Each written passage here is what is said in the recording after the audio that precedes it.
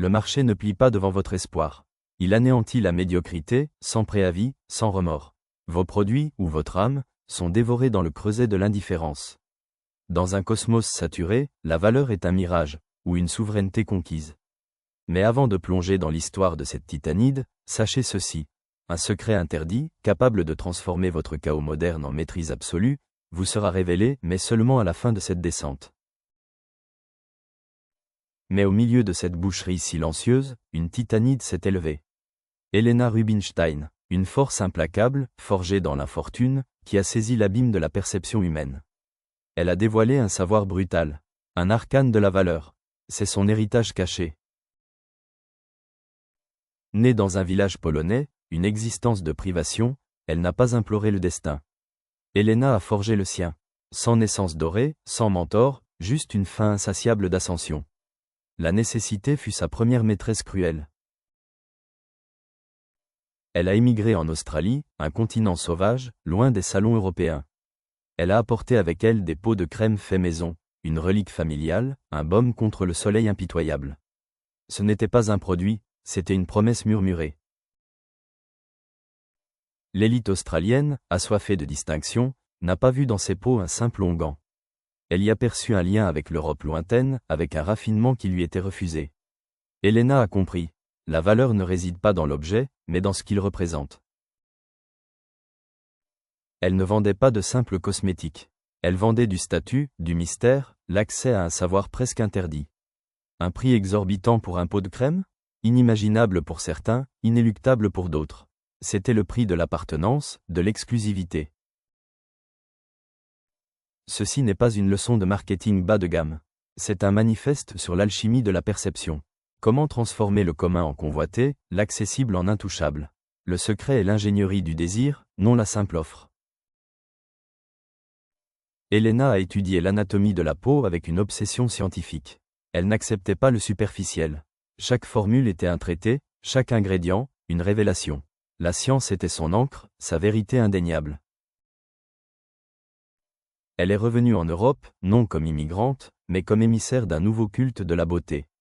Elle a ouvert des salons à Londres, Paris, New York, des temples de la vanité, des sanctuaires de la transformation. Chaque détail était orchestré. Les clientes n'achetaient pas seulement. Elles étaient initiées à un rite.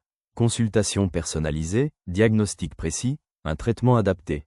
Helena vendait des solutions, oui, mais surtout, le rituel de la découverte de soi et du perfectionnement. Un remède puissant contre l'anxiété de performance. Elle a créé différentes lignes de produits pour différents types de peau, segmentant le marché avec une précision chirurgicale. Il n'y avait pas une seule crème magique. Il y avait une hiérarchie de soins, une ascension personnalisée. Ces annonces n'imploraient pas l'attention. Elles l'exigeaient. Des images grandioses, des textes éloquents qui évoquaient la science, l'art et un luxe presque interdit. Elle ne vendait pas le produit, mais la promesse d'une souveraineté personnelle. Les vérités que Helena Rubinstein a dévoilées ne sont que la pointe de l'iceberg. Pour maîtriser l'alchimie de la perception et forger votre propre souveraineté en 2026, il vous faut le manuel complet. Le livre officiel de cet épisode, Undefined, par Undefined, est votre clé. Il plonge dans l'essence de chaque stratégie, offrant le remède pratique contre l'anxiété, la procrastination et la perte de concentration. N'attendez pas, maîtrisez le chaos. Le lien officiel de l'ouvrage est dans la description et le premier commentaire épinglé. Procurez-vous-le sans tarder. Elle a compris que la rareté, la difficulté d'accès, le prix élevé, tout cela amplifie la valeur perçue. Ce qui est facile à obtenir est rarement valorisé. Ce qui exige un sacrifice est vénéré. Une leçon cruciale pour ceux qui procrastinent ou perdent leur focus. Sa principale rivale, Elizabeth Arden, vendait un rêve américain, l'optimisme. Helena, la réalité implacable de la science et l'impératif de l'autopréservation. Deux philosophies de pouvoir, distinctes, toutes deux efficaces. Elle ne craignait pas la concurrence. Elle l'utilisait. La rivalité la poussait à innover, à être plus audacieuse, à cimenter sa position de visionnaire intransigeante. La guerre est le creuset des vrais leaders. Le prix n'était pas un obstacle, c'était un filtre.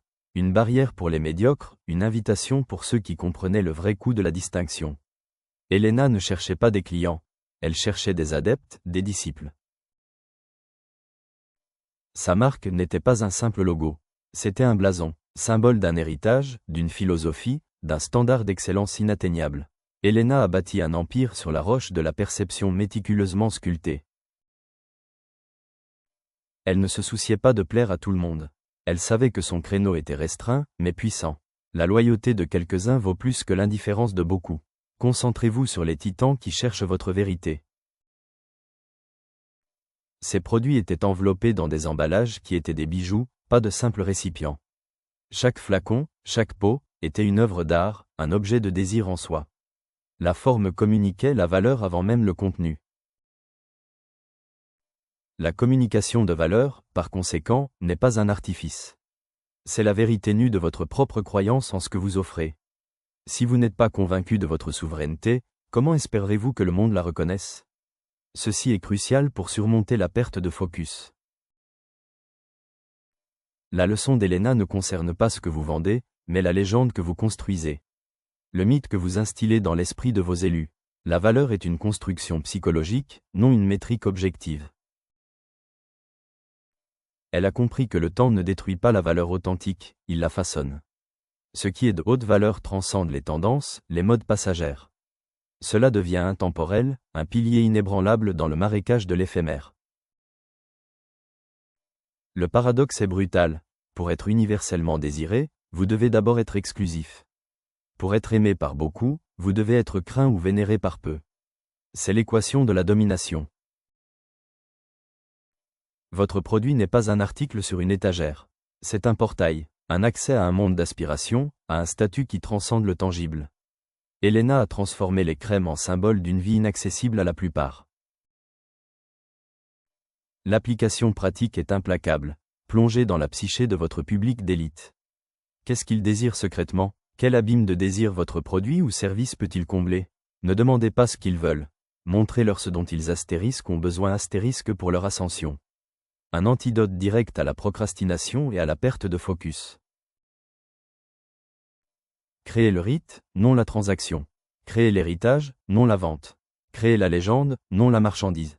Elena Rubinstein savait que la valeur suprême ne se trouve pas, elle est forgée avec du sang, de la sueur et une intelligence cruelle.